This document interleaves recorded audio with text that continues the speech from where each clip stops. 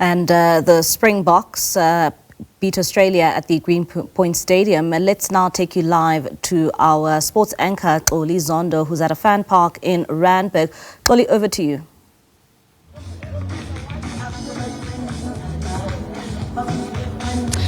Well, Mbali, the celebrations are still continuing here at 86 Public in Randburg, where, of course, the Springboks made sure that they beat the Wallabies in that second Rugby Championship test match, which was played in Cape Town.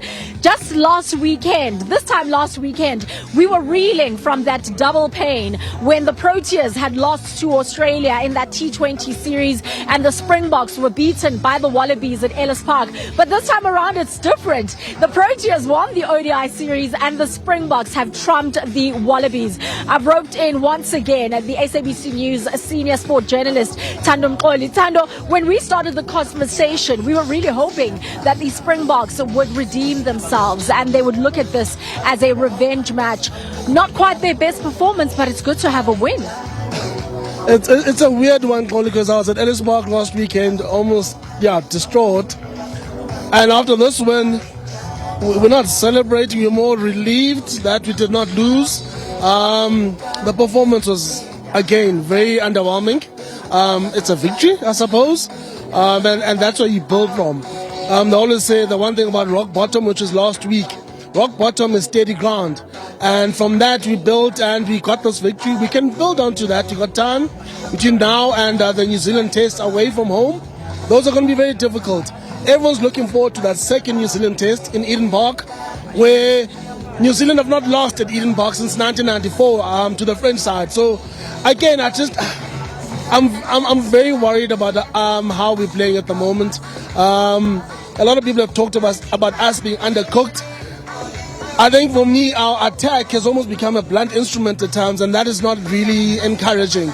Other than that, we've got the players. We've got players who have been in these situations and have managed to win. The one thing about South African sportsmen, they know how to win from difficult, trying circumstances. So again, I hope we come right. I'm sure Coach Rassie will have sleepless nights. Him and his attack coach, Tony Brown, they'll sit and they'll find solutions to what seems to be many problems. I mean, as you say, not a convincing victory, but for the likes of Handre Pollard, man of the match, Kwagga Smith, his 10th international try, there are some standout moments that we can laud. Handre Pollard, amazing. Oxenje, amazing. Grant Williams, as usual, had a good all-round game. Apelelefase also had a better showing this time. So there are some positives, but I think the coaching staff have to almost take away the emotion. They've got time to sit and work on different things and find different ideas. And I think when we looked at the rankings and we said South Africa's third, and we almost looked down at the rankings and almost frowned upon the rankings, thought, no, they're not really a true reflection of what the strength is in world rugby. After this performance, New Zealand look like the best team in the world. After this performance, we do not look like the world champions that we are. So we'll see. I think there's time for reflection and there's time for us to work and have an honest look at how we're playing. Another big win was the Proteas sealing the ODI series against Australia with the match to spare. That's exactly how you do it. You get that early match advantage and you add on and you press on that advantage and you take it further. So again, a great win by Aiden Markram's team in the absence of Themba Bavuma. I'm sure he'll be back for the last ODI tomorrow. And Proteas fans have got many things to cheer about. 2 victories in 1 week against Australia. We're running out of time, but it looks like the MTN8 final will definitely be Pirates taking on Stellies, even though that match is yet to wrap up. Exciting. Do you see the defending champions doing it 4 times in a row? It was very tight last time. Stellies and Orlando Pirates faced each other at the Moses Mabhida Stadium, where we needed that stellar goal from Kokomela and Mofokeng.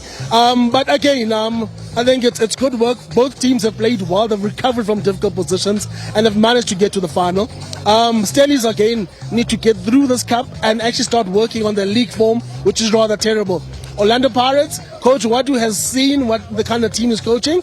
He knows the pressure. What I like about him is a brave coach. He's not scared to make bold decisions, and he understands that he's got the quality and that quality can deliver if you trust it. All right, Handre Pollard there, who is the SABC News senior sport journalist, unpacking the incredible action that we have witnessed this afternoon and, of course, their entire weekend. At the moment, it is Stellies that are drawing 1-1 against Sekhukhune United. But, of course, on aggregate, they still hold that 3-1 advantage. So if Sekhukhune is unable to get two past them, we can already call it and say Stellies will be taking on the defending champions, Orlando Pirates, after, of course, they beat Sundowns 4-1 on penalties when that match ended in a 1-1 draw. But also huge congratulations to the Springboks. They have finally redeemed themselves. That's how we wrap it up from here in Randburg, 86 Public.